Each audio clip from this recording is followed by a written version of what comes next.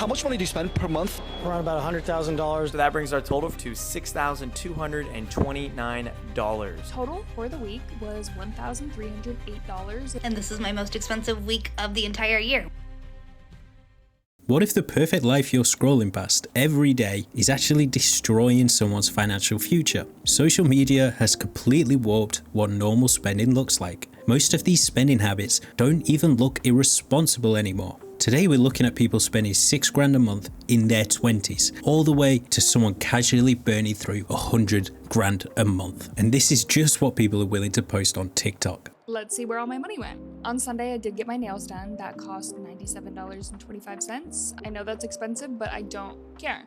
Here we go again. I know it's expensive, but I don't care. That mindset is dangerous. It's how people slowly end up financing their entire lifestyle. Monday, Tuesday, Wednesday, and Thursday, I spent $0. Surely someone in the household is buying food, paying the bills, paying the mortgage. And on Friday, I spent $565.60 at Lowe's and $515.14 at Wayfair because I got a new desk and a bookshelf for the house. So very expensive. It's only very expensive because of what you chose to buy. And on Saturday, I spent $14.52 on breakfast, another $48.17 at Lowe's, and then $67.80 at Sam's Club. Total for the week was $1,308.48, which was a lot of money.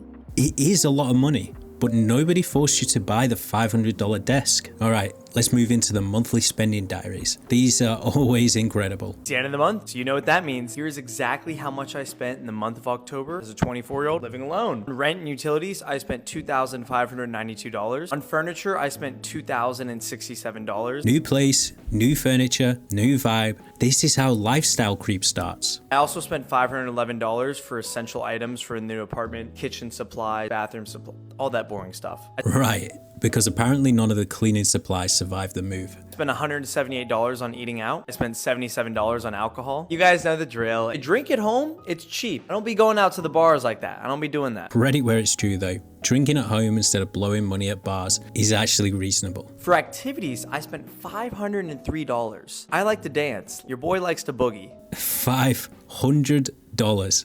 Am I out of touch or is that insane? Does anybody watching spend that much money to boogie every month? I actually made $201 from shopping due to a bunch of returns that finally came in. I actually hate when people say that. Returning items is not making money. So that brings our total for the month of October to $6,229. Woo! $6,000 a month at 24 years old is wild. Even if your income supports that lifestyle now, good luck scaling that back later. Now, if you've stayed this far, I'm more than happy to tell you how much I make each month, but is that something you want to know? Genuinely, let me know. Nah, I'm alright. Who's next? Here's how I spent over $6,000 this month as a 24-year-old living in Arlington, Virginia. What is with these 24-year-olds spending $6,000 a month? My total cost for housing this month was $1,376.02. For food and drink, groceries cost me $333.99 this month. For restaurants, I spent $93.12. I also had to re-register my car, get it inspected, and replace the battery, which cost $608.32. I pay my car insurance semi-annually, so that was $336. For transportation, I spend $251 every month for my car payment. I know $250 a month doesn't sound insane in 2026, but car debt has become such a normal part of adulthood that nobody even questions it anymore. I've made a few videos on this. They're in a playlist on my channel. My shopping total this month was $1,117.42. I bought a new laptop this month, which was around $900. On travel this month, I spent $1,590.46. That included a hotel for a trip that I'm taking with my friends this summer and a flight to Utah for a wedding. My gym membership cost me $51.96 a month. I went skiing and the lift ticket cost me $130. And all of my subscriptions, like streaming services and Scentbird, came out to $79.11. None of these purchases sound ridiculous individually, but casually dropping more than your rent on shopping is insane. My total spending for the month of January was $6,178.74. And people genuinely think that because their spending is organized and filmed nicely, then it must be responsible.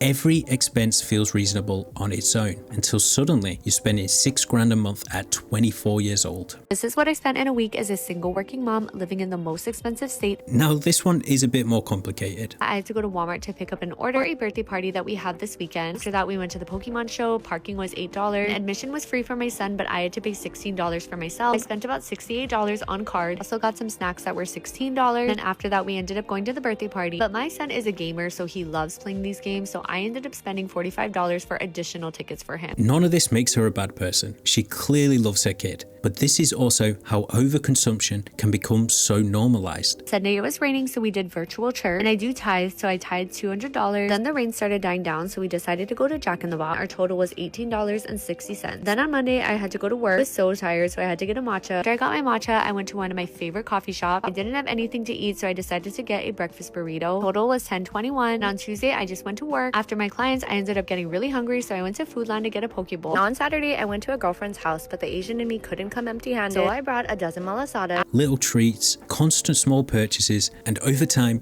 people stop separating emotional spending from necessary spending. We went to my favorite boba shop. The drink was $8.62. My son wanted one too, so his was $8.88. And he said he was hungry, so we went to the restaurant next door. The total was $37.59, but I spent $45.86 just because she ended up packing my food for me. We went to Zara to return these jackets. The return was $52.25. Then I ended up returning my own winter jacket. The total for the week plus the returns was $305.55. Even the returns become part of the psychology. People start treating returns like income. And honestly, single parents probably have it the hardest financially. I grew up in a single income household. We just didn't buy stuff unless it actually mattered. And honestly, that probably helped me more in the long term. And this is my most expensive week of the entire year, week 46.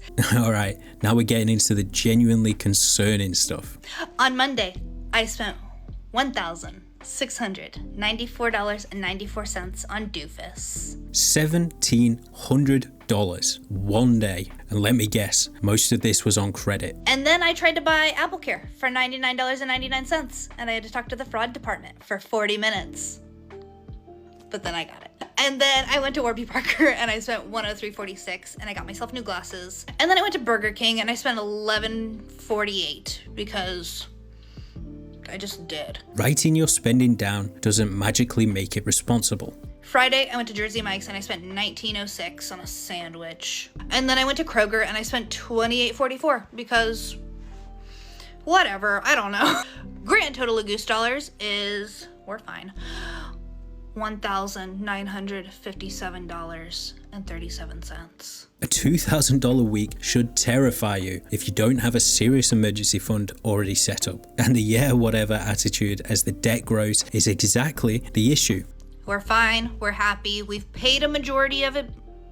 Majority? We've paid some of it back already. We're great. Eventually, people start protecting the spending habits more than the actual finances. And if you thought those were bad, let's just see how a Nepo baby explains hard work. How much money do you spend per month living in New York City, including everything? Around about $100,000 depending on his personal. And then business expenses are $50 depending on the month. $100,000 every single month. And then another 50 grand in business expenses. So we are going to my apartment. Got some new couches. This is Roche Bobois. All sorts of trinkets and things I've collected from all over the world. This is pirate silver. What are these? This one is a trophy my dad got for TV. He started Telemundo, the TV station in the US. Ah yes, his dad casually started Telemundo. You know, the company NBC bought for $2.7 billion. This is a new table. This is a table that opens with a remote. I like to call this my James Bond bar. These are Japanese hand-cut glasses over here. They're beautiful. How much was the jacket? I think it's 12 grand for that jacket. But here comes the good stuff. The row. Then we have vintage Jean Paul Gaultier. These are my grandfather's dueling pistols. Lakers jersey signed Michael Johnson. Yeah, I like to wear two watches. This watch here is a vintage AP. This one is another AP. This one's not as expensive. I think this one's like 20 something. This one is a little more expensive. It's like 140,000. Patek Philippe. Early 90s. And then this one I got when I graduated from Yale. Just a regular IWC, Portuguese. Got a couple other guys. This is Hermes with Kelly buckle, very rare. Hermes 1972. Bags, we got Louis Vuitton up here, some old Louis Vuitton. Are these couches here? So these are very special. Roche Boboa made these for me. How much was it? 30 grand for just that part. I might just use it for the dog bed, I'm not sure. Honestly, he doesn't even seem like a bad guy. Just unbelievably materialistic. But this is the part that annoyed me. How did you get your job? I spent a lot of my 20s grinding behind a computer. Just recently I started my own family office, so I managed my money and then my family's money. Reminder, his dad sold Telemundo for $2.68 billion. If you were to give life advice to everyone that's watching, it can be anything, what would you say? I would say that for younger people, I spent a lot of my 20s grinding hard into my 30s, so if you want the Ferrari and the nice watches, you gotta work hard in your 20s. I just find it really deceptive because viewers don't see the family money, the safety nets, or the head start. They just see the lifestyle. And then some poor 22-year-old starts watching this and feels left behind because they don't own a Ferrari yet. This is where I park my cars. Brand new 2025 Range Rover, 2015 458 Spider. Is your Cadillac as well? My grandpa gave it to me for good grades. Which one do you want me to start? Ferrari. See that little button right there? How much was this Ferrari? 300,000 bucks. What about the Range Rover? 360. There's only 5 of these in the US. The thread connecting all of this is the same. People are spending money to build identity, status, comfort, or validation instead of stability. And once all this stuff starts feeling normal, everyone stops questioning it.